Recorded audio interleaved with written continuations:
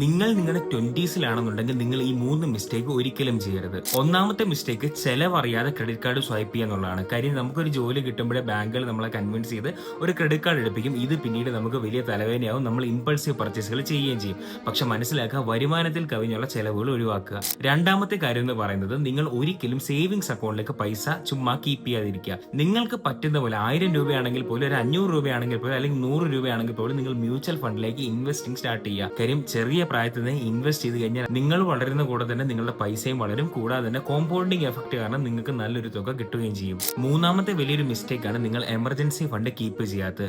നിങ്ങൾ എത്ര ചെറിയ ആൾക്കാരായിക്കോട്ടെ, എത്ര വലിയ ആൾക്കാരായിക്കോട്ടെ, നിങ്ങൾ 6 മാസം നിങ്ങളുടെ എക്സ്പെൻസ് ഒരു എമർജൻസി ഫണ്ട് മസ്റ്റ് ആയിട്ടും കീപ്പ് ചെയ്യണം. നിങ്ങളുടെ ഒരു ജോലി പോകുക അല്ലെങ്കിൽ ഒരു മെഡിക്കൽ എമർജൻസി വന്നു കഴിഞ്ഞാൽ നിങ്ങൾ വീണ്ടും കടത്തിലാവും. പക്ഷേ ഈ ഒരു കാര്യം ശ്രദ്ധിച്ചാൽ നിങ്ങൾക്ക് ആ ഒരു പ്രോബ്ലം സോൾവ് ചെയ്യാൻ പറ്റും. ഞാൻ ഈ പറഞ്ഞ 3 കാര്യങ്ങൾ ശ്രദ്ധിച്ചു കഴിഞ്ഞാൽ ലിറ്ററലി ലൈഫ് സേഫ് ആണ്. അപ്പോൾ ഇതുപോലത്തെ കൂടുതൽ ഇൻട്രസ്റ്റിംഗ് ഫിനാൻഷ്യൽ കണ്ടന്റ്സിന് എന്തായാലും നമ്മുടെ പേജ് ഫോളോ ചെയ്യുക.